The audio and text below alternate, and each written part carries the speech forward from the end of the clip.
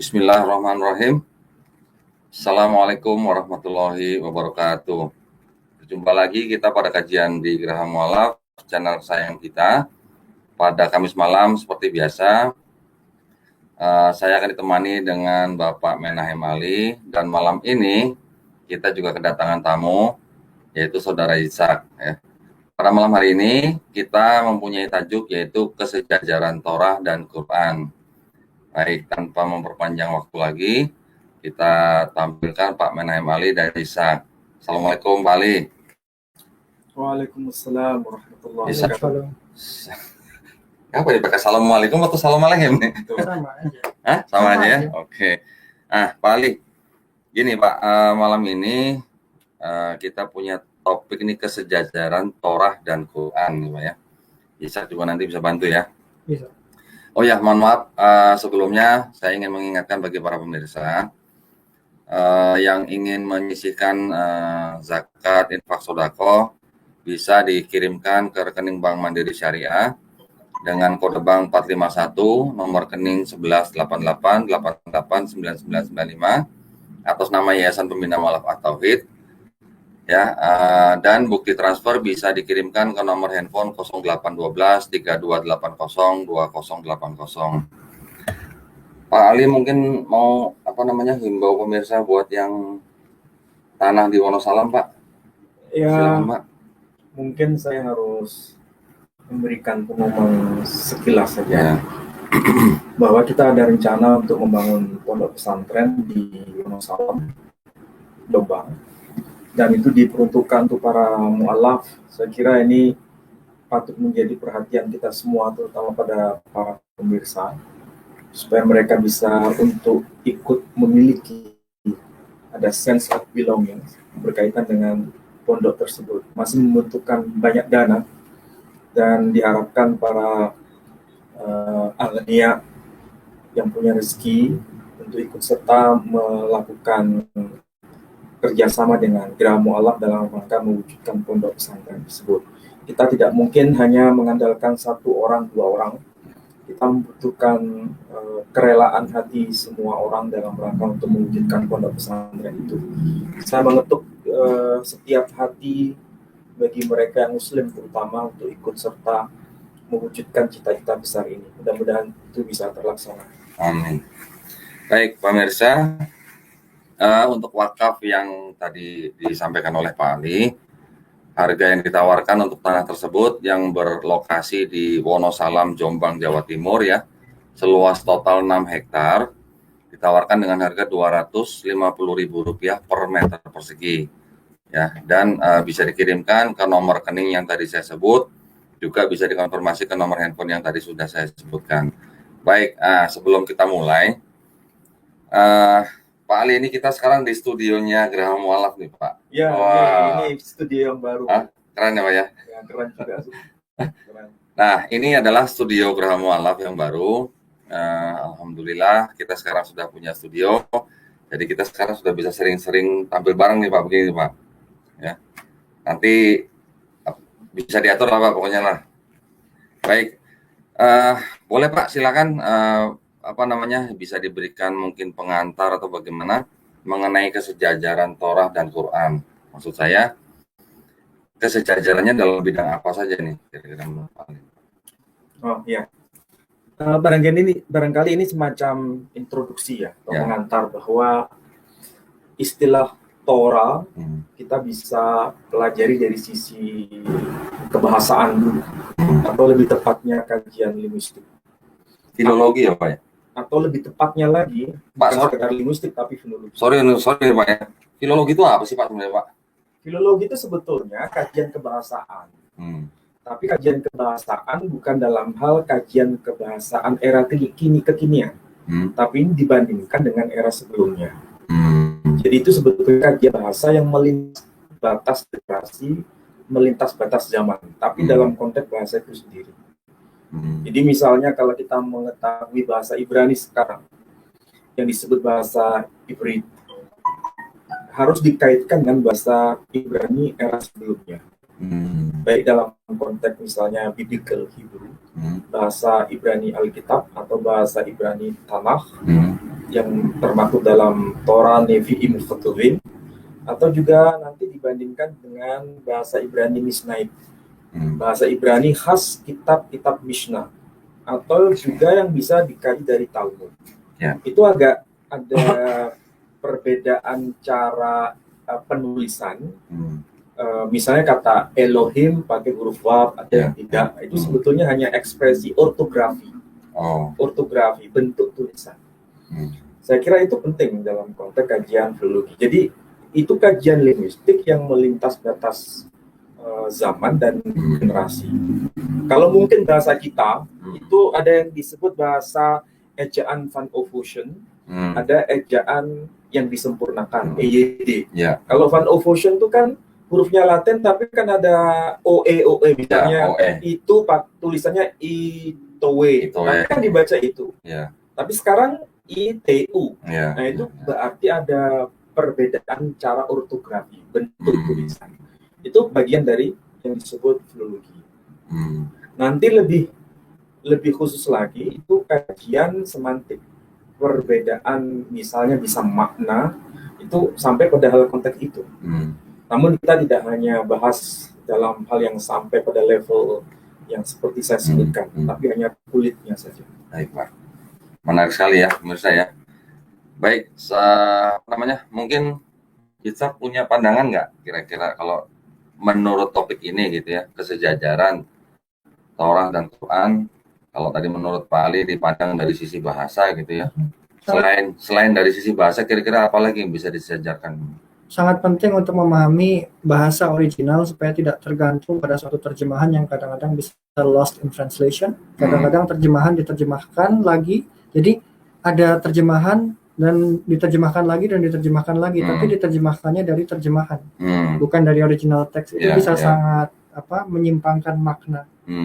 Jadi kalau dari teks asli diterjemahkan, mungkin sudah ada distorsi, diterjemahkan lagi gitu ya, makin jauh lagi gitu distorsinya gitu ya. Baik. Nah, menariknya begini, apa yang dikatakan Yitzhak itu, saya kira perlu menjadi catatan kita bersama. Karena bicara Torah, bicara Quran, ini ada teks dasarnya. Ada yang disebut dengan the original text. Jadi dua agama besar, yakni agama Yahudi, kemudian agama Islam itu basisnya itu jelas. Ada yang disebut teks aslinya. Kalau bicara mengenai Torah, itu teks aslinya Hebrew, Ibrani. Kalau bicara mengenai Quran, teks aslinya Arab. Kalau bicara bahasa Arab, kemudian bahasa Ibrani, itu sebetulnya satu keluarga yang disebut sebagai bahasa Semitik. Ya. Jadi kalau bisa bahasa Semitik, itu banyak hal yang kita bisa jadikan acuan, ada semacam kejejajaran. Bukan dalam hal kebahasaan aja, bahkan sampai aspek teologisnya. Jadi kalau bicara dasarnya itu bahasa, nanti level atasnya itu teologis, itu banyak kesamaan. Kita belum sampai diskusi ke situ, kita baru preambul berkaitan dengan aspek bahasa ini. Saya ambil contoh misalnya, kalau dalam bahasa Arabnya misalnya ada istilah ro'as, kepala. Kemudian kalau dalam bahasa Ibrani disebut resh. Mirip ya. Bukan sekedar mirip, memang itu memang satu keluarga. Karena Ibrani dengan Arab itu kan memang satu. Mungkin maksudnya rosh kali ya, Prof. Iya. Rosh jadi, kepala. Iya. Jadi itu artinya memang tidak bergeser banyak. Kedekatannya itu banyak yang bisa dijadikan acuan bersama. Misalnya contoh kayak di bahasa Ibrani mungkin gitu ya. Di bahasa Arabnya jadi akhi gitu ya. Kurang lebih gitu kali ya. Kalau akhi itu saudara. Tapi kan dasar katanya mungkin satu akar gitu mungkin ya. Akar. Seperti rijil kalau bahasa Arabnya kaki. Kalau bahasa Ibrani regel. Jadi memang ada yang bisa kita jadikan, oh iya ini ada kesamaan. Cuma kalau orang Arab tidak bisa mengatakan huruf G. Ada. Yemen ada. Kalau dialek Yaman bisa pakai huruf G. Misalnya Jimal. Tapi kalau bahasa Arab yang Fusha itu nggak bisa pakai huruf G. Nggak bisa. Ibrani juga gitu. Yang standar itu kalau huruf J itu susah, tapi huruf G mesti ada. Kecuali kalau nanti yang versi Yaman atau versi mana itu. Berarti Arab juga Jabal, Gabal. Iya, yang Ada dialek, yang dialek. Nah, dialek misalnya dialek Mesir itu biasa disebut bahasa Amiyah, bahasa Arab Amiyah. Kalau Saya jadi bahasa ingat standar enggak. ya, saya juga ingat di bahasa Ibrani ada keret apa ya? Di bahasa Arabnya jadi korib ya, Pak. Korib ya. Ya, Misalnya cuman kata keruvim, mirip ya, ya. keruvim Ya. kan itu malaikat kalau bahasa harfiahnya, malaikat yang bersayap sekian gitu ya. Ya, ya. Kalau dalam tradisi Kristen kan mengenal itu. Ya, ya. Itu Arabnya koribun, korib. Jadi dia makhluk yang amat dekat dengan Tuhan. Ada kemiripan gitu, Pak ya. Iya. Dan Baik. anehnya kalau bicara keruvim ya, Mhm. misalnya dalam Sefer Bereshit itu oleh bahasa Abiyagaon diartikan al-malaika. Oh. Dari bahasa apa namanya? Ibrani ke bahasa Arab ya, Pak ya. Iya. Langsung diterjemahkan bukan koribun tapi al-malaika. Berarti memang sudah paham bahwa tradisi Yahudi itu ketika bicara mengenai cherubim itu selalu maksudnya adalah malaikat. Malaikat yang bukan sekedar malaikat tapi malaikat yang amat dekat. Baik Pak, aduh udah nggak sabar kayaknya kalau dengar Pak Adi ngomong ya. Silakan Pak, apa namanya, paparan apa yang Bapak mau perlihatkan kepada para pemirsa mengenai Torah dan Quran ini gitu. Oh iya. Langsung ya. Ini saya dulu apa saudara Ishak dulu? Pak Ali dulu mendingan, nanti Ishak bisa menambahkan gitu ya. Ya. Nah, begini, di dalam Al-Quran ini sebagai kitab suci umat Islam, selain namanya disebut Quran, dalam Quran itu juga disebutkan nama kitab-kitab Sebelumnya. Ya. Baik itu Torah, kemudian Zabur, kemudian Injil. Dan istilah yang dipakai dalam Quran itu sama. Istilah yang dipakai ketika bicara bagaimana kitab-kitab suci itu diturunkan. Misalnya begini dalam ayat, walladzina yu'minuna bima unzila ilaika, dan orang-orang yang beriman atas apa yang diturunkan kepadamu, wama unzila min qablik, dan atas apa yang diturunkan sebelum kamu. Jadi ini bicara mengenai pewahyuan yang diturunkan kepadamu, kepada Nabi terakhir Muhammad Sallallahu Alaihi Wasallam dengan ungkapan kata unzila.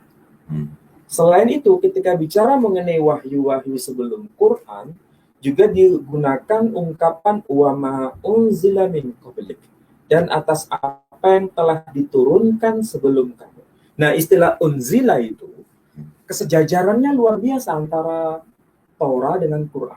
Karena itu diturunkan dalam arti verbatim. Verbatim itu kata demi kata. Ya.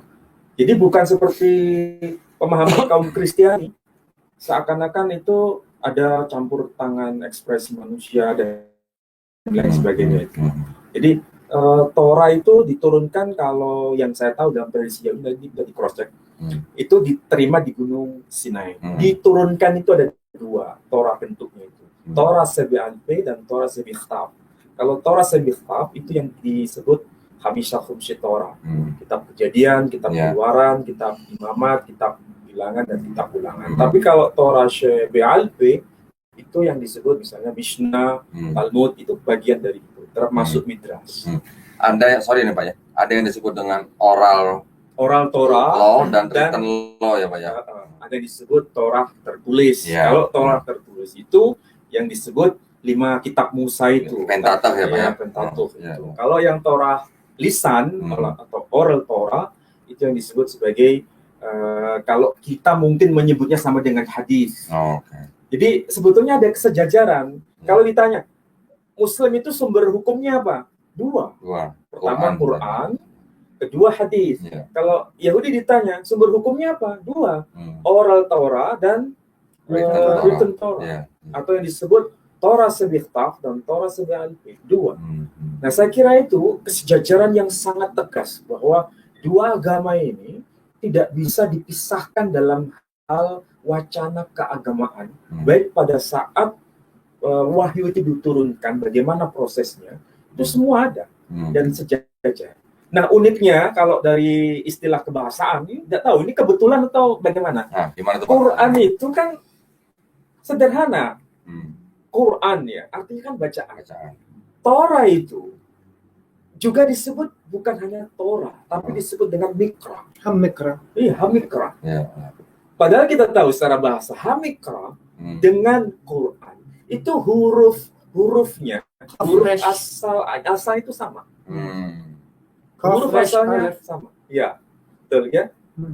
Huruf asalnya sama. Jadi, dan arti dasarnya sama. Bacaan juga, Pak? Baca. Oh, baca. Qara'a, bahasanya membaca. Iya. Kalau dalam bahasa Ibrani juga ada istilah kiri. Kore membaca, kara telah membaca. Sama kan? Ya, Artinya apa? Iya, mirip ya. Bukan sekedar mirip, memang sama. Artinya hanya mungkin artikulasi saja gitu, Pak, yang membedakannya. Iya, jadi secara artikulasi sama. Misalnya kalau kita menyebut ba, Ibrani menyebut b. Kita menyebut alif, Ibrani menyebut alif. Kalau bahasa Aramaik, olaf. Itu hanya varian bagaimana kebahasaan itu mengekspresikan sebuah huruf atau aksara. Tapi bisa ditandai bahwa ini berasal dari rumpun bahasa yang sama atau yang disebut sebagai bahasa atau istilahnya common language-nya itu sama. Nah, ini yang menarik. Quran disebut Quran, kemudian Torah itu disebut Mikra. Cuma kita biasanya mendengar istilah Torah. Padahal yang populer pada abad pertengahan dan sebelumnya itu Mikra. Lebih tegas tuh Mikra. Istilah tanah itu baru-baru muncul aja. Jadi istilah tanah yang kita kenal itu kan ringkasan akronim sebetulnya. Ya, singkatan kan banyak. Iya, Torah, Nevi'im, Ketuvim. Ya. Tapi sebetulnya Mikra. Dan itu ekspresinya sama dengan Quran. Ya, itu dari sisi nama kitab suci ya. Nama kitab suci, Quran dan Mikra. Kalau Perjanjian Baru tidak ada istilah yang bisa dekat dengan dua istilah itu. Apa Perjanjian Baru? Textus receptus pesita hanya disebut ya kalau istilah bahasa Latinnya atau bahasa yang Inggris yang kita kenal disebut sebagai Textus receptus, itu yang bahasa Latinnya. Yunani kan ya. Kalau Textus receptus kan mereka Yunani. akrab dengan istilah Pentateuch. Oh ya. Kalau dalam bahasa Inggris ya kita kenal dengan istilah The New Testament. Tapi istilah yang dekat dengan itu dalam bahasa yang diekspresikan dalam konteks rumpun Semit yang saya tahu disebut Beshora. Beshora itu berita. News. Tapi istilah Beshora dengan istilah Mikra kan jauh. Beshora jatuh-jatuhnya nanti di Inggrisnya jadi gospel ya, Pak ya. Nah, atau bukan gospel, good news. Iya, gospel itu good news, Pak. Tadinya awalnya kan berevolusi dari kata gospel gitu, Pak. Menjadi gospel gitu ya. Kan nanti dari ucapan Tuhan, gospel. Kalau dalam konteks keislaman nih, Prof, Injil itu kitab yang betul-betul verbal teachings, yang betul-betul murni lisan atau pernah dicatat dalam pemahaman umat Islam. Karena kalau kita lihat Injil hanya diwariskan secara lisan, berarti muridnya tidak mencatat, berarti itu pernah lost in history kan? Kalau dalam konteks sejarah, itu sebetulnya lebih dekat dengan istilah Taurat lisan. Taurat lisan. Jadi bukan sesuatu yang sejak awal ditulis.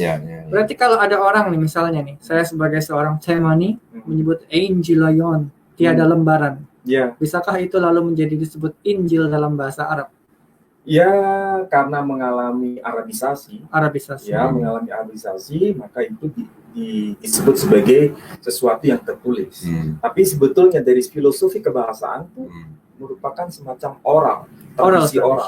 Tidak ditulis ya? Tidak ditulis. Berarti sama dengan tradisi Israel Utara yang disebut Shomeri, yang Torah Shebe'al-Peh, Halakha le Moshe Sinai tidak dituliskan sama sekali. Sama sekali ditulis. Maka disebut Torah Shebe'al-Peh, sesuatu yang dilisankan. Lisan aja gitu ya. Oral itu harfiahnya kan sebenarnya hukum. Ya, the law. Instruksi. Instruksi. Makanya ketika Abraham pun sebetulnya juga menerima Torah. Torah. Ya, Torah ya, dua Torah. Jadi sebetulnya istilah Torah secara harfiah itu juga dibebankan kepada orang-orang selain Musa, termasuk Abraham. Ini kedekatan juga dengan Islam. Makanya misalkan ditanya begini, Islam itu pertama kali muncul kapan? Biasanya orang jawab, 1400 tahun yang lalu. 1400 tahun yang lalu. Pada zaman siapa? Zaman Nabi Muhammad. Menurut Quran enggak. Iya, iya. Islam itu datang semenjak zaman Adam. Adam. Iya, Dengan istilah apa? Islam. Hmm. Jadi Islam itu secara harfiah artinya berpasrah total. Bukan trademark ya, Iya, bukan merek. bukan organized religion, bukan agama yang terorganisasi, Iya. tapi merupakan makna generik, makna umum. Umum. Begitu juga ketika bicara Torah. Lah, Torah itu apa? Torah itu instruksi atau hukum yang sudah diberikan sejak zaman Adam sampai kepada Abraham pun baru kemudian dituliskan secara utuh pada zaman Moshe Rabbeinu alaihissalam. Nah, itu baru bentuknya sudah berupa Torah, gulungan. Makanya disebut Megillat. Nah, itu istilahnya sudah bentuk makna yang paten istilahnya. Tapi sebelumnya disebut Torah juga. Sebagai contohnya ketika Noah membawa 7 pasang hewan yang tahor dan 2 pasang hewan yang lo tahor, tehora dengan lo tehora. Itu artinya tahir dengan tidak tahir. Yang halal, yang haram. Itu kalau lihat di komentari di Rashi dikatakan Noah mempelajari Torah. Oh, oke. Coba bayangkan kalau ditanya, loh, katanya Torah diturunkan kepada Moshe Rabbeinu alaihissalam. Tapi kenapa kok bisa dipakai istilah Torah pada zaman Noah? Pada zaman Nuh. Apakah Nuh menerima Torah? Ya memang dia menerima Torah dalam arti makna generik, makna umum. Tapi bukan dalam arti kitab Torah seperti Torahnya Musa, bukan begitu. Nah, sama seperti ketika bicara Ibrahim itu Muslim, Nuh itu Muslim, Adam itu Muslim, Musa itu Muslim, dalam arti berpasrah diri kepada Dia yang Maha Mutlak. Kalau saya bahasakan gini, kira-kira masuk nggak, Pak? Jadi dari sejak Nabi Adam alaihissalam sampai dengan Nabi Muhammad SAW, sebelumnya maksud saya, antara dari Nabi Adam sebelum sampai Nabi Muhammad SAW, itu secara akidah mereka adalah Muslim. Nah, ini yang menarik. Baru setelah Nabi Muhammad SAW disebut Islam secara syariat gitu, Pak. Kira-kira jadi gini, kalau ini kita diskusi dalam konteks lintas agama ya.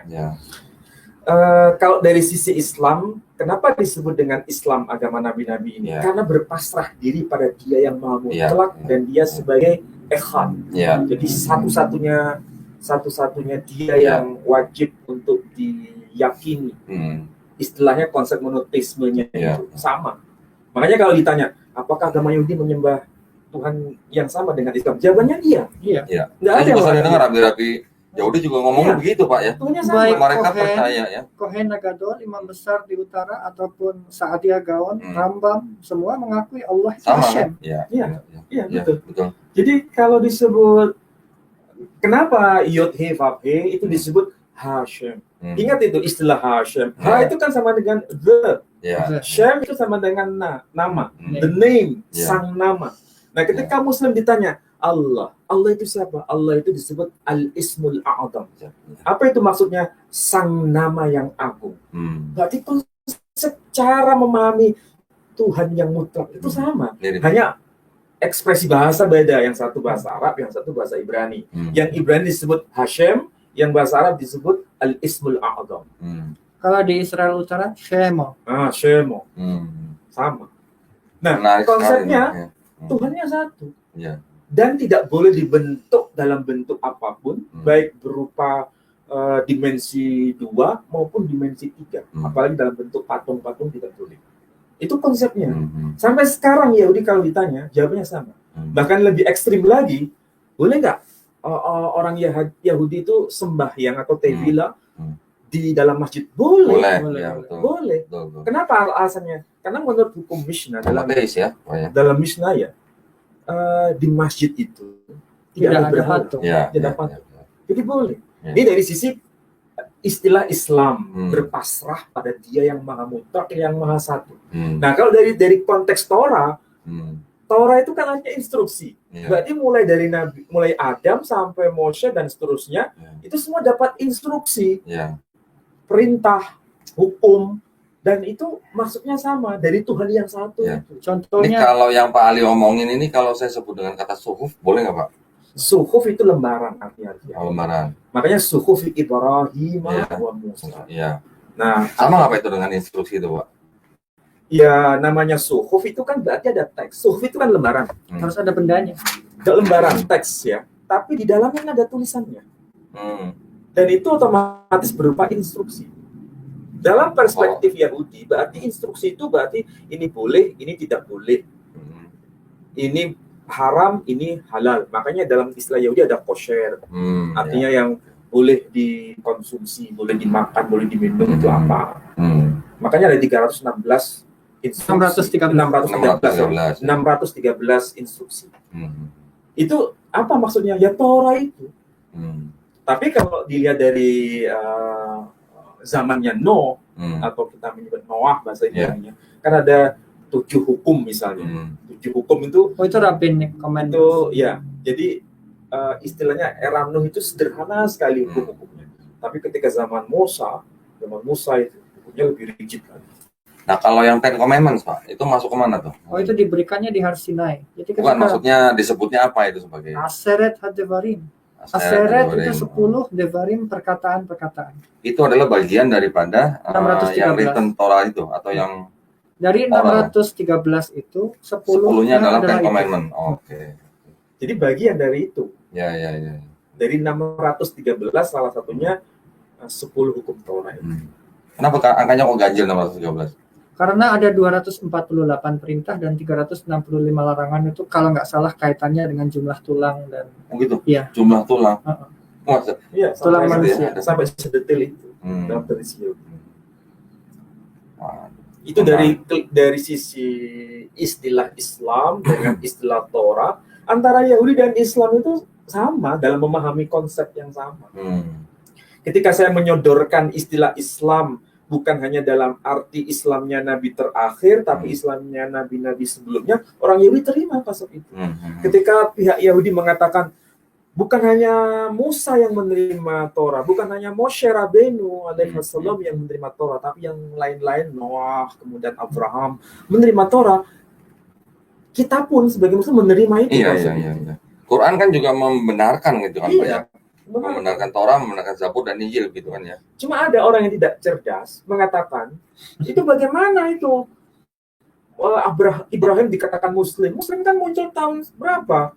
Ya itu makanya tadi saya bilang Pak, Muslimnya itu secara akidah gitu Pak ya, tetapi belum secara syariat gitu ya. Gitu ya pemirsa ya. Wah sangat menarik ya bahasan kita malam hari ini. Ini di depan Pak Ali ini ada buku yang warna biru nih, apa nih Pak kalau boleh? Kalau ini sebetulnya buku yang amat langka. Ya. Saya kira Pak Dodi juga punya. Saya juga punya Pak. Ini buku langka.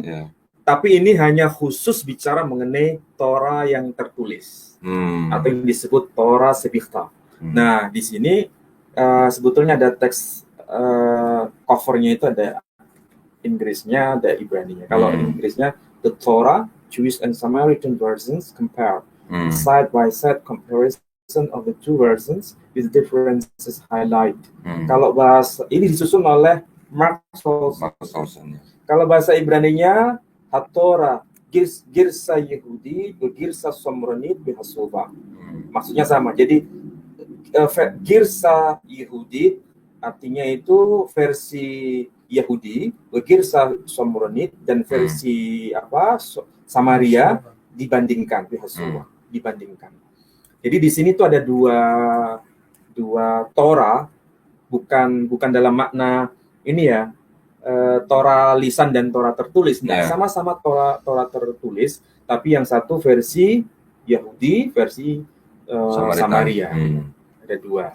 Tapi ini bentuk tulisannya ditulis dalam bentuk Ketaf Asyuri. Ketaf Asyuri itu tulisan yang diadopsi dari Assyria. Nah, kalau yang dipakai dalam tradisi Samaritan itu sebetulnya bentuk tulisannya nggak begitu. Di sini ada pengantar, tulisannya agak beda, lebih kuno lagi. Nah, seperti ini. Nah, seperti ini. Ini contohnya aja. Ini yang disebut sebagai aksara Ibrani itu sebetulnya ini. Yang aslinya Ibrani itu yang itu, Pak. Jadi istilah aksara Ibrani itu yang ini, tulisan ini. Nah, ini. Yang bawah ini Ketaf Asyuri, tulisan Asyuri. Cuma karena kita sudah biasa menyebut ini aksara Ibrani, akhirnya taken for granted. Oh, oke.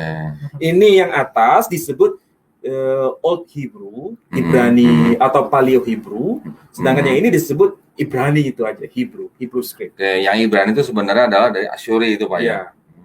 Mungkin bisa di-shoot ini. Nah, yang atas ini yang disebut Paleo Hebrew atau lebih tepatnya aksara Hebrew, yang bawah ini yang disebut sebagai Ketaf Asyuri. Jadi yang atas namanya Ketaf Shomeri. Ketaf Shomeri. Yang bawah namanya Ketaf Asyuri. Jadi istilahnya karena diwariskan dari tradisi Samaria, maka disebut istilah Ketaf Shomeri. Nah, boleh cerita dikit nggak Pak? Apa namanya? Yang disebut dengan Samaritan itu apa Pak? Samaritan dengan Yahudi itu sama sebetulnya. Dalam arti sama-sama mewarisi hukum Torah, Torah Musa. Kenapa bisa ada tanah Yahudi dan tanah Samaritan gitu? Oh, salah, Torah. Yang dimaksud Torah. Ya, Torah. Torah. Ada, karena yang Samaritan hanya memang Torah ada ya. Torat Shomeri dan Torat Yahudi. Iya betul. Perpecahannya terjadi pada zaman Cohen Eli. Saat itulah mereka ada permasalahan di dalam politik sehingga memisahkan diri. Lalu yang di selatan ini menamakan diri mereka Yehudi. Sedangkan yang di atas menamakan Shomeri. Shomeri artinya penjaga Torah. Penjaga Torah. Yehudi artinya orang yang memuliakan Hashem. Tapi dua-duanya Bani Israel. Oke. Kalau nggak salah yang Samaritan itu bukannya yang keturunan dari Nabi Yusuf ya? Keturunan dari Yosef. Kalau yang 10 suku sebetulnya. 10 suku. Sebetulnya di utara pun ada Kohanim, Lewi ada, Efraim ada. Ya, yang kerajaan utara kan 10 suku, yang bawah Yehuda dan Benyamin ya. Ya kan? Nah, tetapi kalau yang dipercaya sebagai keturunan yang Samaritan sebagai penjaga Torah itu adalah yang keturunan dari Yusuf. Kalau yang saya tahu, nggak salah dari Manasye. Kalau yang saya pernah baca ya. Kalau yang saya tahu dari Pirkei Avot. Pirkei Avot itu salah satu dari bagian Torah. Bagian dari Talmud. Informasi berkaitan dengan bagaimana cara Torah itu diturunkan, ditransmisikan, diwariskan. Jadi kalau menurut Yahudi dari versi Yahudi, Torah yang diwarisi oleh Yahudi itu dari Musa kepada Yosua. Kemudian kepada generasi setelahnya terus begitu. Sementara kalau yang Shomroni itu dari Musa kepada Harun. Oh, jalurnya beda. Kalau istilah istilah tradisi hadis. Nah, itu kan Nabi Muhammad punya sahabat, ya kan? Ada yang melalui jalur misalnya Abu Hurairah, ada yang melalui jalur misalnya Aisyah atau Ibnu Abbas. Nah, ini jalur periwayatan, transmisinya. Sehingga nanti ketika bicara mengenai Torah itu tidak mungkin dilupakan dari masalah sanad keilmuannya dari mana. Istilah kalau bahasa kita sederhana, ini kamu berguru dari mana? Oh, saya berguru dari si A dari si B, si B dari si C, terus begitu. Ketemunya gitu ya. Tetapi yang saya baca, bukan dari buku ini saya baca ya Pak, yang dari review-review yang lain gitu ya, bahwa ada perbedaan kurang lebih ada 6.000 perbedaan Pak dari Torahnya Yahudi dan Torahnya Samaritan. Apa betul Pak itu? Ya itu pembahasan lebih lanjut tuh. Detail detail. Karena ada misalnya begini, kalau di soal ekspresi tulisan aja, misalnya Elohim itu ada tambahan huruf waw. Kalau di Shomeri tidak ada. Kalau di istilahnya Dead Sea Scroll, itu ada. Misalnya Elohim itu ada tambahan huruf waw. Itu ekspresi. Maknanya beda Pak? Kalau Elohim ada waf, tidak ada waf, maknanya sama. Sama aja. Di kata-kata yang beda lain. ejaan. Satu ejaan Qumran, satu ejaan Perushim. Kalau yang Qumran itu berarti udah istilahnya kalau nggak salah baca ada pengaruh dari Aramaik gitu ya? Enggak juga. Kalau kita lihat teksnya sama bunyinya, sama artinya, cuman ejaannya berbeda. Saya contohnya ejaan ya. Contohnya menulis miswot, perintah. Dia pakai wawnya 2. Gitu. Terus misalnya miswotnya kan tidak ada kaf sofit, dia pakai kaf biasa ditambah huruf he di belakangnya. Terus anochi, biasanya alef, nun, kaf, yud. Dia ada wawnya di tengah. Anochi. Pengucapannya juga sedikit beda ya? Enggak, sama aja. Pengucapannya sama ya? Sama. Oke. Tapi sebetulnya ada dialek yang beda. Dialek ya? Dialek. Kalau tidak keliru nanti bisa diekspresikan sama Yitzhak. Kalau yang versi Sephardim itu dia bacanya itu kan kebanyakan vokalnya itu A. Misalnya Bereshit bara Elohim et hashamayim wa et haaretz. Tapi kalau yang versi Temoni lain lagi. Tulisannya sama, tapi cara pembacaan itu beda. Misalnya kalau nggak keliru ya, mau diluruskan. Bereshit bara Elohim et hashamayim wa et haaretz. Jadi ini kan keunikan dalam arti sama. Kalau saya samakan dengan qiraat gimana? Nah, sama dengan kalau dalam tradisi Quran. Kalau di Temoni Elohim. Elohim, depannya A. Bukan Elohim tapi Elohim. Oh gitu. Ya. Sama dengan qiraat sab'ah. Itu berarti qiraat Pak itu, Pak? Qiraat. Jadi qiraat. Baru paham saya. Orang Kristen, maaf kalau saya harus sebut, orang-orang Nasrani kebanyakan tidak tahu begini. Jadi mereka lebih banyak tidak paham mengenai ekspresi bagaimana cara melafalkan. Kemudian bagaimana cara menuliskan.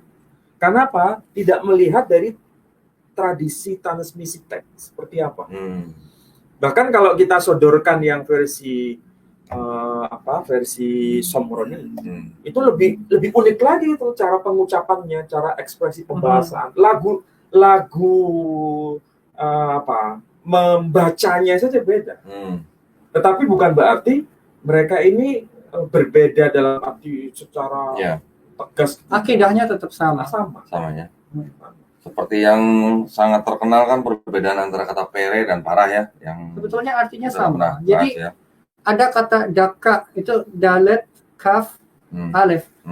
Tapi itu di dalam Torah Judean Torah di Temoni pakai dalet kaf alef. Tapi kalau kita lihat di Torah untuk Ashkenazi pakai he.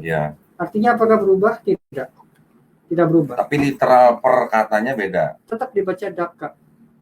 Enggak dibacanya, tapi makna daripada perkata literalnya tidak berubah, artinya crush, menghancurkan.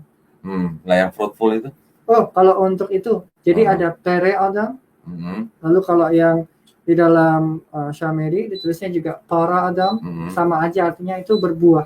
Karena akar katanya peresh. Sama seperti perintah di dalam Torah, pru urvu, berbuahlah dan menjadi banyaklah. Berbuah itu maksudnya punya keturunan, berkembang biak. Jadi itu kan akar katanya adalah p dengan resh. Jadi sama juga dengan pere Adam. Itu pembahasan yang sederhana, tapi belum sampai yang paling detail. Ini pembahasan sederhana. Nanti kita akan melihat ya bagaimana antara Torah dengan Quran, cara mengekspresikan bahasa Semiknya itu sangat luar biasa. Bisa kasih contoh nggak Pak? Satu aja Pak. Aduh penasaran nih jadi ini. Jadi ini ya, dalam Quran itu kan disebutkan nama kitab Torah, kemudian Taurat maksudnya. Torahnya. Kadang-kadang biasa Hebrunya di Taurat, kemudian disebut Zabur, disebut Injil, dan disebut Quran. Di antara 4 kitab ini, yang memiliki kesejajaran yang paling dekat itu Taurat, Zabur, dan Quran. Injilnya memang agak beda. Ada sesuatu yang menurut saya itu misteri. Sambil contoh begini ya. Ini kita buka-bukaan. Boleh Pak. Justru ini yang kalau nggak ada paling ngapain kita ngebuka-bukaan ya? Iya. Seru nih. Quran itu kan disebut Quran. Iya. Torah itu kan disebut Mikra. Iya. Ya. Akar katanya sama. Iya. Ya. Kemudian ekspresi bahasa Semitnya itu sama. Dalam hal apa? Pengulangan dan itu terus-menerus. Sistematik. Dalam mengekspresikan sesuatu, dalam menginformasikan sesuatu. Kata yang sama diulang lagi. Contohnya ini ya. Itu apa ya Pak? Nah, gini, ini saya ambil contoh. Dalam surat Ar-Rahman. Oh iya. Ar-Rahman itu surah nomor 55. Saya ambil potong kompas saja ya. Di sini ada ayat misalnya begini. والحب ذو العصف والريحان فبأي آلاء ربكما تكذبان خلق الإنسان من صلصال كالفخار wa khalaqal janna min marijim min nar fa bi ayyi ala'i rabbikuma tukadziban rabbul masyriqaini wa rabbul maghribain fa bi ayyi ala'i rabbikuma tukadziban. Terus begitu. Yang diulang apa? Fabi ayyi ala'i rabbikuma tukadziban. Ini salah satu bentuk ekspresi bahasa Semit. Ya. Bahasa Semit itu kayak begitu. Kita lihat ada kayak semacam penegasan gitu gimana Pak ya? Pengulangan atau penegasan ya. Supaya apa? Menjadi renungan. Dan itu memang dalam rangka dioralkan memang. Begitu. Nah, kita bandingkan dengan dalam Torah. Ya, siapa ini? Kita buka yang pertama, itu kan Torah. Ya. Di bagian yang paling awal itu Sefer Bereshit.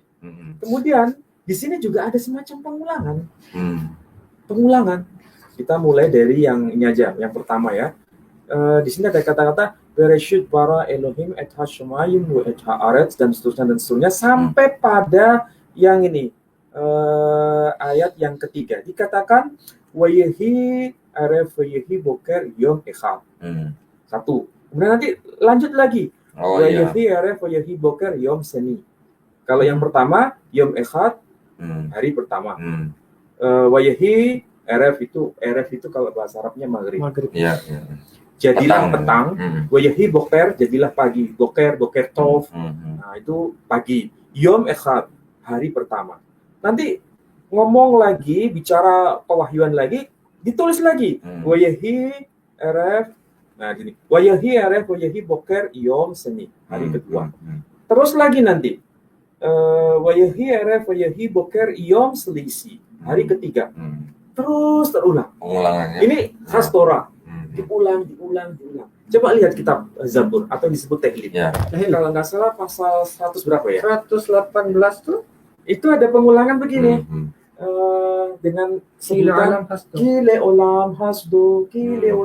Coba tolong dibacakan. Coba bacain. Sama enggak? Dengan yang versi Torah.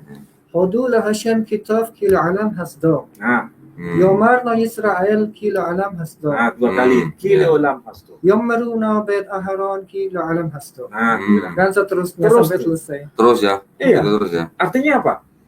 Apa yang menjadi ekspresi dalam bahasa Ibrani yang tertulis dalam Torah, tertulis dalam Mizmor atau tertulis dalam Zabur dan dalam Quran sama. Ada kayak semacam kesamaan dalam gaya gitu Pak ya. Kesamaan gaya ekspresinya yang menunjukkan identitas Semitnya. Identitas Semitiknya itu kelihatan. Nah, sekarang bertanya, kalau Injil apakah ada pola seperti ini? Kayaknya kalau seingat saya baca-baca tidak ada Wayomer Elohim. Tidak ada. Saya nggak menemukan itu. Saya sudah cek dari Septuaginta. Maaf, kalau Septuaginta kan perjanjian lama ya.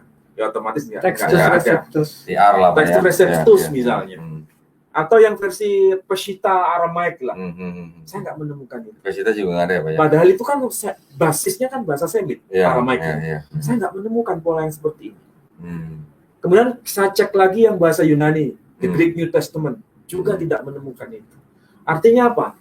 Ada missing link di sini. Bicara soal perjanjian baru atau bicara mengenai tapi kan gini Pak, ini mohon maaf nih Pak ya.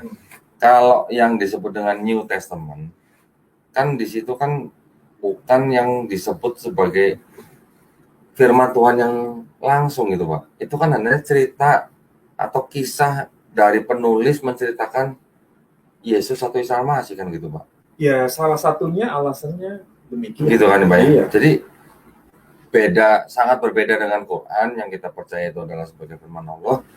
New Testament itu sendiri kan sebenarnya kan kumpulan daripada tulisan-tulisan orang gitu, riwayat hidup ya? Riwayat hidup, biografi kan gitu Pak.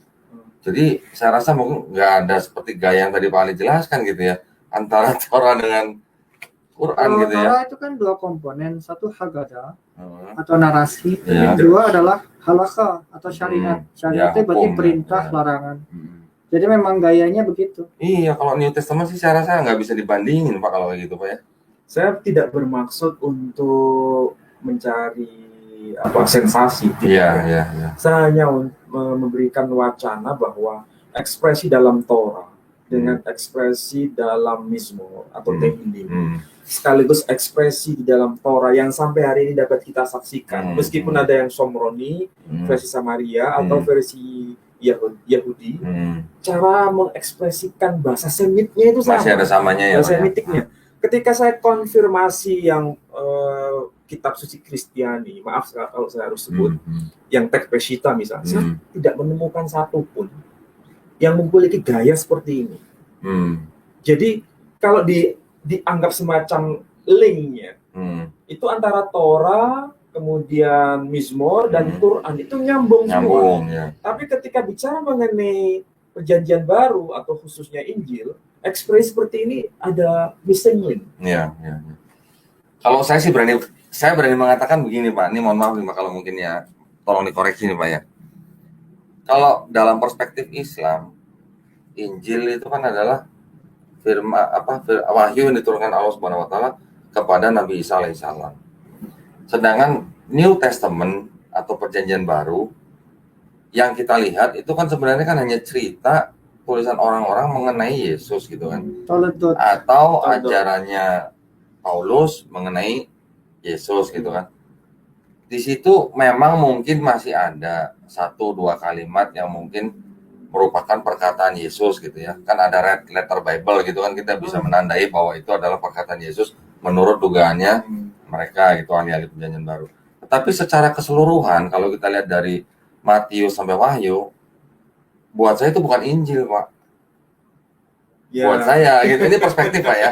Karena kalau kita mau coba kita lihat aja di surat Paulus itu mungkin pendapat pribadinya. Iya, itu kan pendapat pribadinya Paulus, bukan. Kita coba cross check yang sederhana aja ya. Ya. Bagaimana adanya missing link? Ya. Kalau lebih tepat dikatakan missing link itu memang bisa diajukan pada bukti.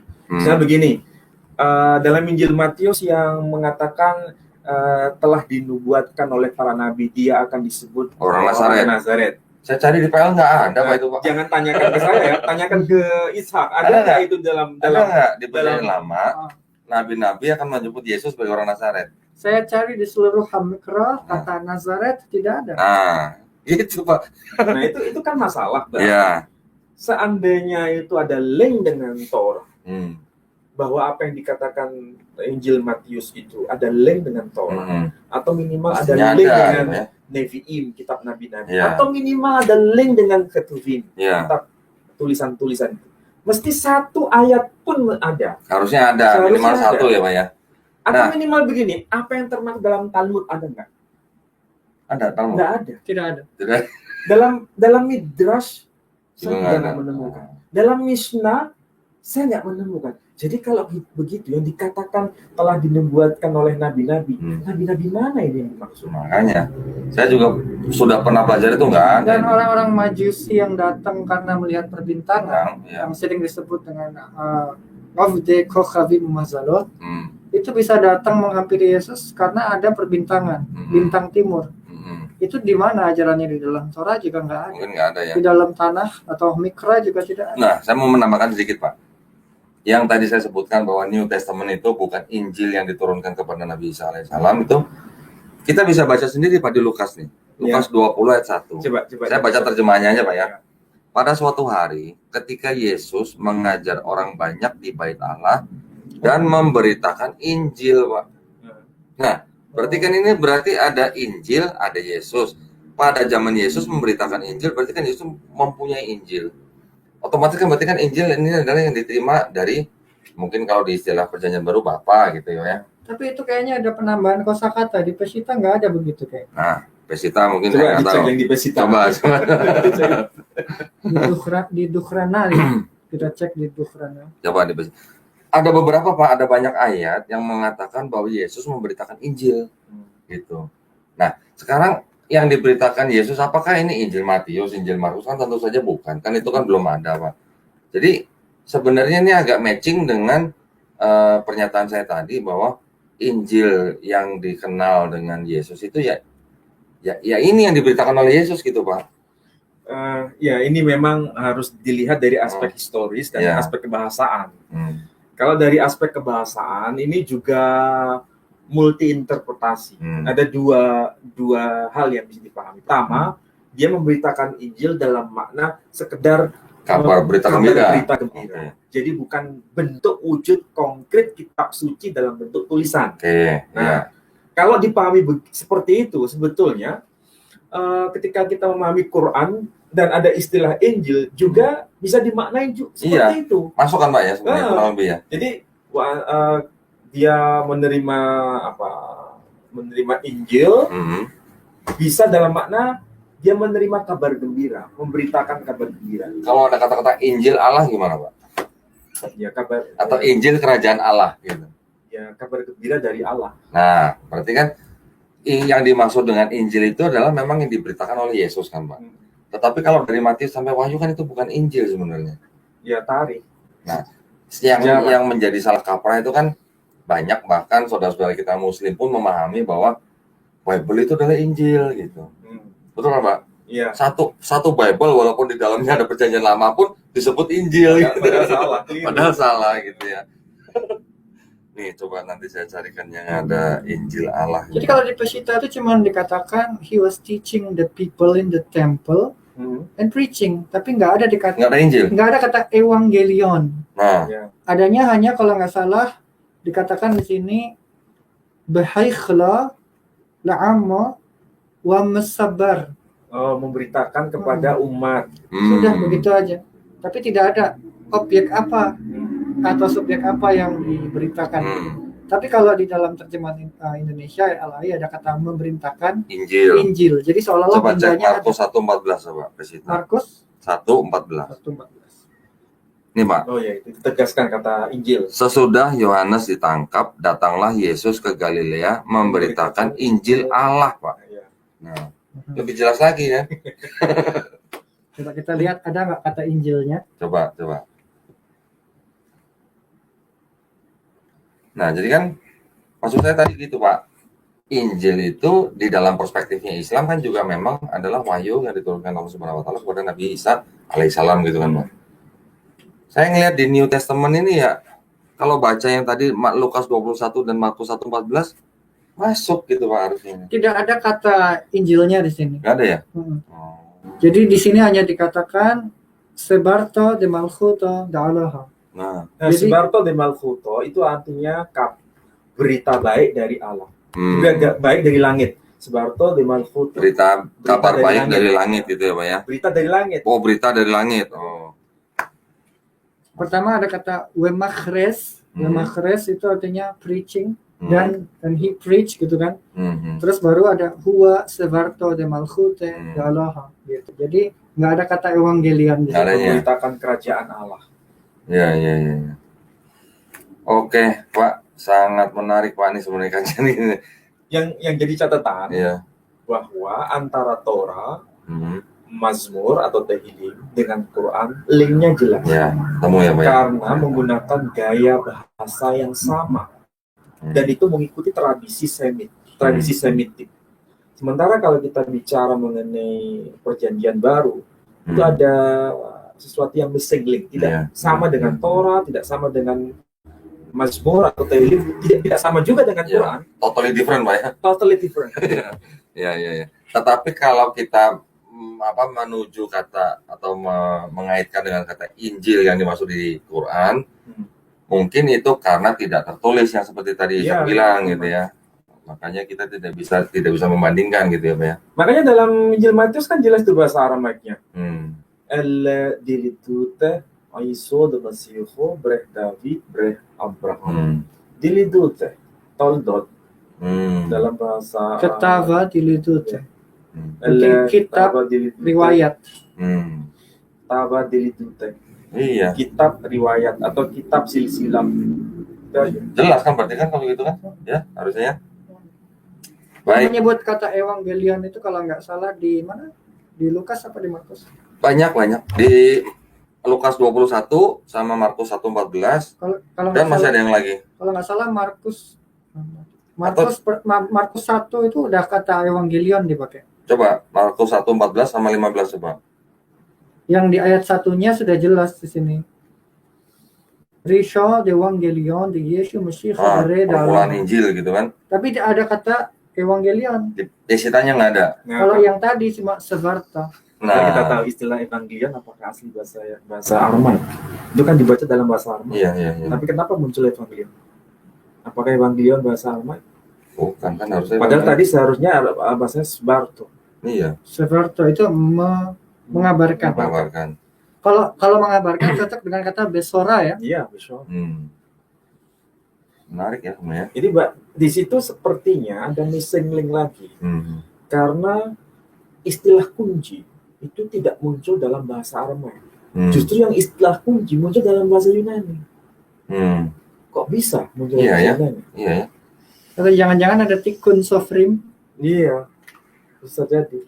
atau mungkin ada kosakata yang lain. Kenapa Iya. disebutnya Kristiane? Iya. Kenapa bukan Mishikanim? Nah, padahal itu kan bahasa Aramaik. Pesita. Tapi kenapa muncul Kristiano? Kristiano kan Yunani Pak ya. Kan dari Kristos. Iya. Kristianos. Itu cocok. Dari Meshika harusnya adalah Meshikanim. Ya, seharusnya orang-orang Masehi. Pengikut Meshika. Pengikut Mesiha. Kalau Kristos, pengikut Kristos, Kristianos, Meshika, Meshikanim. Ya, pengikut Mesias. Al-Masih. Masih. Pengikut Mesias. Iya. Tapi itu nggak muncul dalam Nggak muncul. Pesita. Tetap ditulis Kristiani dalam Pesita. Padahal Kristiano. Boleh dong Pak kasih analisis Pak kenapa tuh? Nah begini, kalau seandainya itu memang bahasa Aramaik, totally Aramaik, seharusnya istilah-istilah kunci itu muncul dalam versi bahasa Aramaik. Ya harusnya. Tapi kenapa istilah-istilah kunci yang salah satunya adalah Kristiano itu kok dalam versi bahasa Yunani yang diaramkan? Kira-kira kenapa Sama tuh Pak? dengan istilah Paraklito. Ya. Paraklito. Itu dalam bahasa Aramaik itu tidak ketemu aslinya apa. Tapi ada di dalam Di dalam Pirkei Avot. Di dalam Pirkei Avot, Kone Paraklit Ahad. Jadi Paraklit itu artinya defender atau istilahnya pengacara. Kalau kita ada di akhirat. Lalu kategor itu pendakwa. Kalau kita berbuat satu miswa, kita mendapat satu Paraklit. Kalau kita berbuat satu avera atau khet, kita mendapatkan satu kategor. Jadi istilah itu ada dipakai di dalam bahasa Mishnah. Berarti itu kira-kira disusun era berapa? Tahun berapa? Iya ya, berarti sudah ada pengaruh Yunani ya Pak ya? Iya. Sudah ada pengaruh Mungkin bahasa ada Yunani, istilahnya Neo-Aramaik ya. Karena begini, kalau bicara Mishnah ya, itu kan tidak lepas dari bicara Talmud. Talmud dan Mishnah itu rabi-rabi Yahudi paham bahwa kalau mau belajar Talmud atau Mishnah versi Yerusalem, itu mau tidak mau mereka harus menguasai bahasa Yunani. Sebab kalau nggak menguasai bahasa Yunani, di situ bertaburan banyak istilah-istilah Yunani.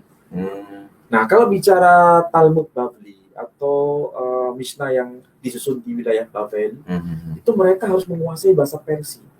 Karena di situ pertaburan banyak bahasa Farsi. Jadi kalau seorang rabi menguasai Talmud, tidak mengerti bahasa Parsi, tidak mengerti bahasa Yunani, itu impossible. Nggak mungkin ya. Nggak mungkin. Bayangkan bicara Talmud itu sudah bahasa Ibrani, kemudian bahasanya Talmud Bavli itu Aram versi Timur, dialeknya itu Aram versi Timur, plus harus paham bahasa Parsi. Belum yang Talmud yang Yerusalemi, coba bayangkan. Mungkin sama dengan Sanhedrin.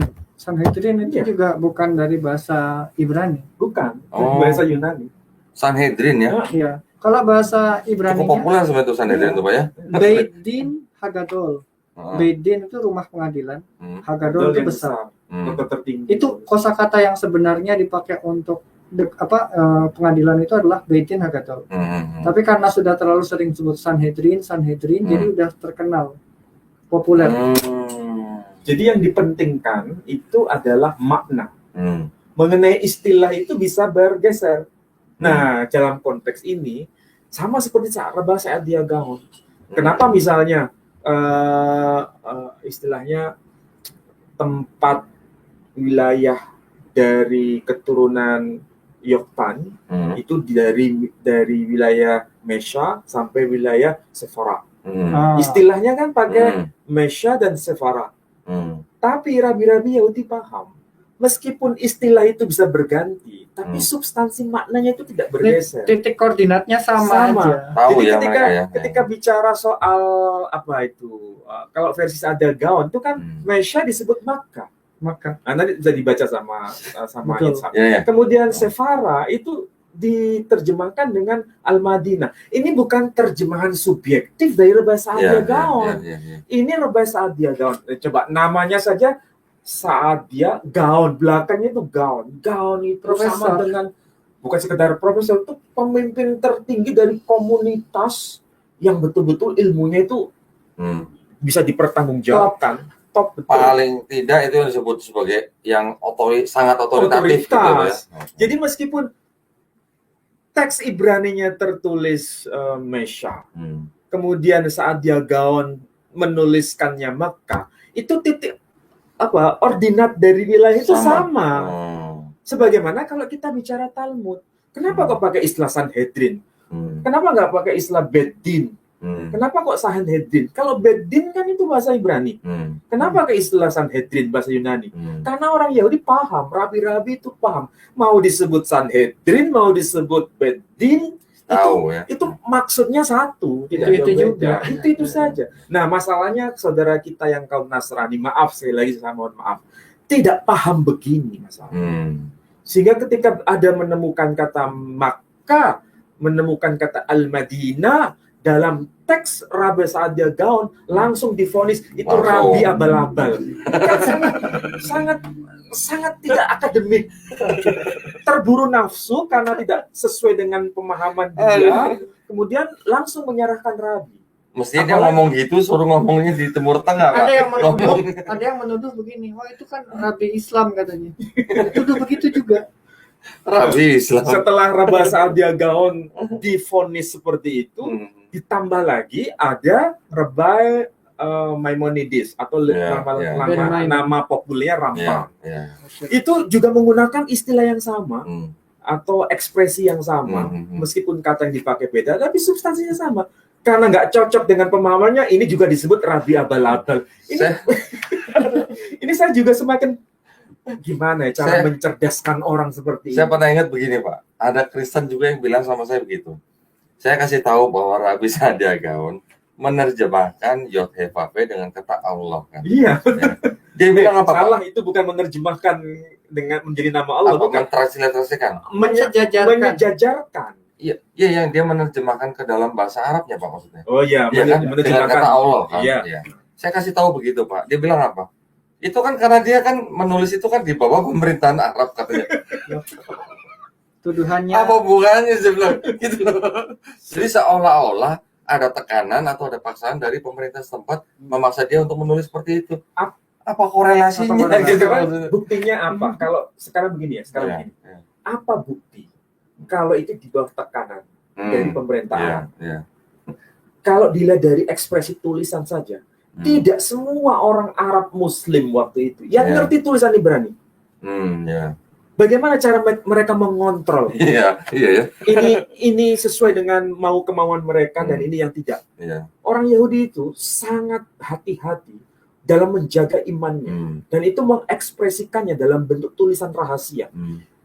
Bahasa Yudeo-Arabik itu bahasa rahasia sebetulnya dan tidak semua orang bisa akses itu.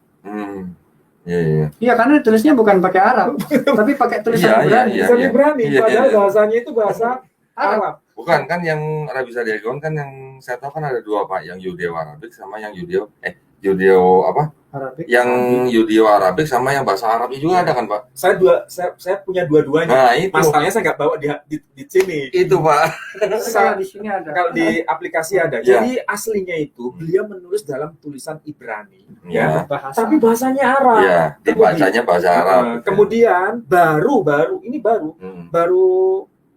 abad ini tahun 2000-an lah. Tahun 2020-an baru diterbitkan itu yang tulisan pakai aksara Arab.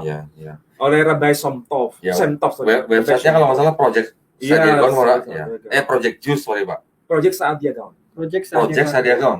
Khusus mempopulerkan tulisan-tulisan Sadia Gaon. Karena begini dari Yahudi itu, satu-satunya, ini bukan salah satunya, satu-satunya dokumen berbahasa Yudeo-Arabik, bahasa Arab tapi pakai huruf Ibrani, itu karya dari Rabbi Saadia Gaon.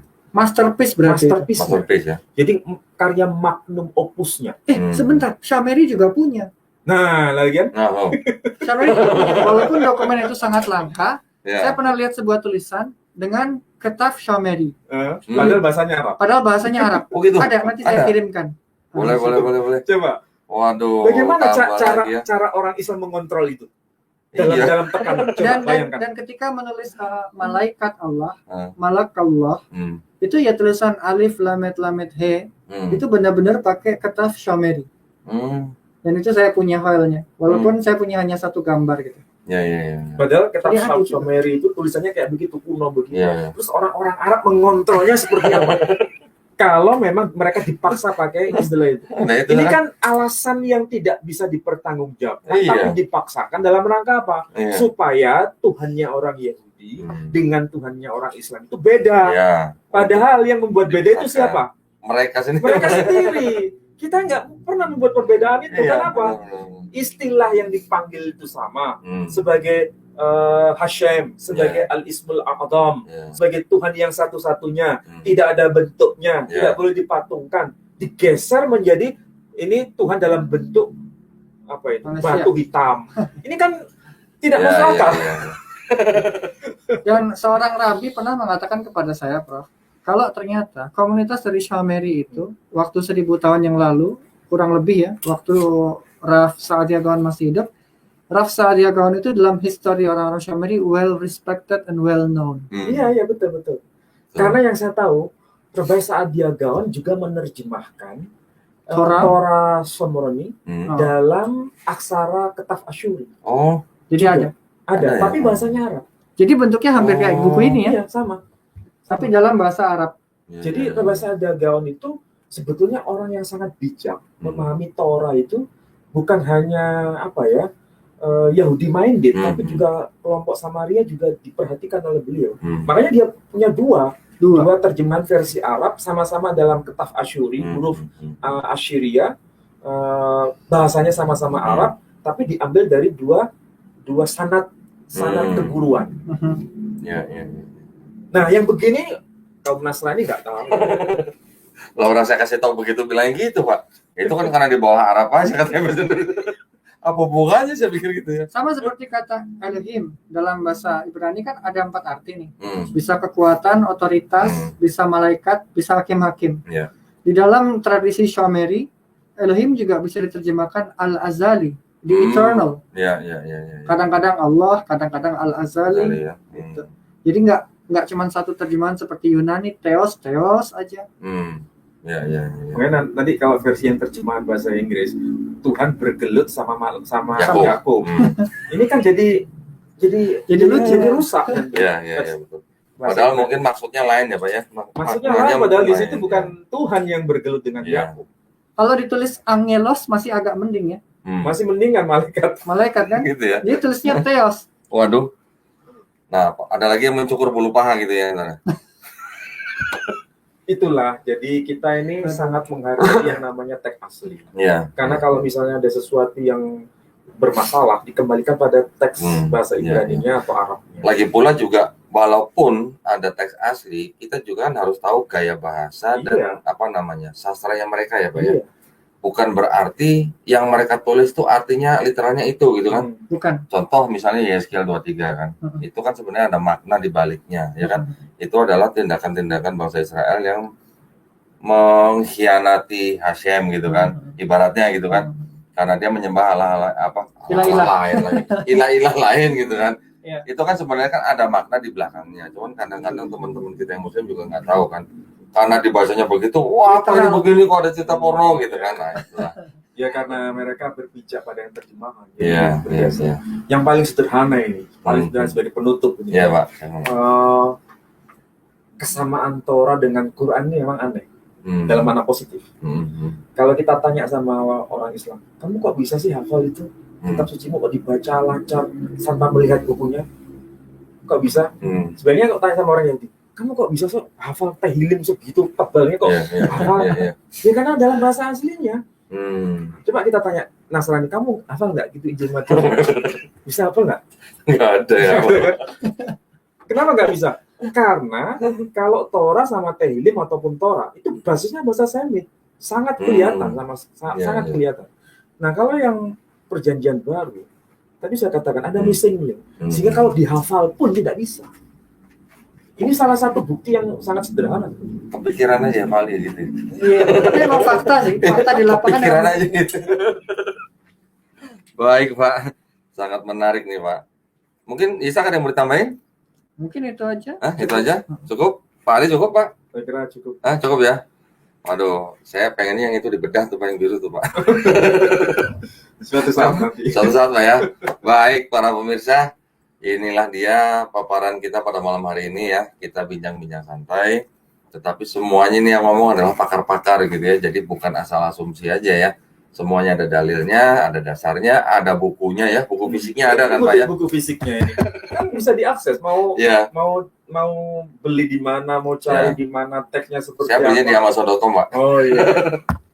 Nah jadi yang dibicarakan oleh Pak Ali, oleh Ishak itu semuanya adalah ilmu yang memang ada bukunya, ada dasarnya, ada referensinya gitu ya, bukan asal asumsi-asumsi aja. Nah itulah bedanya kalau kita bicara di Geraha Mu'alaf dan mungkin yang di luar gitu ya. Geraha Mu'alaf kita menitik beratkan pada kajian yang ilmiah dan akademis gitu ya, sehingga bisa dipertanggungjawabkan. Baik, sebelum kita tutup, tidak lupa saya juga ingin mengingatkan kembali para pemirsa untuk yang ingin menyalurkan zakat infak sedekahnya, bahkan tadi wakaf ya, yang sudah sering saya sebutkan di tanah berlokasi di Wonosalam, Jombang, Jawa Timur, bisa mengirimkan ke nomor rekening di Bank Mandiri Syariah dengan kode bank 451, nomor rekening 1188889995 atas nama Yayasan Pembina Mu'alaf At-Tauhid. Dan bisa mengirimkan bukti transfer ke nomor handphone 0812 3280 2080. Baik, malam hari ini sampai sekian kajian yang bisa kita berikan. Kami tutup dengan ucapan terima kasih kepada Pak Menhan Ali dan juga kepada Ishak ya. Wabillahi taufiq wal hidayah. Wassalamualaikum warahmatullahi wabarakatuh. Waalaikumsalam.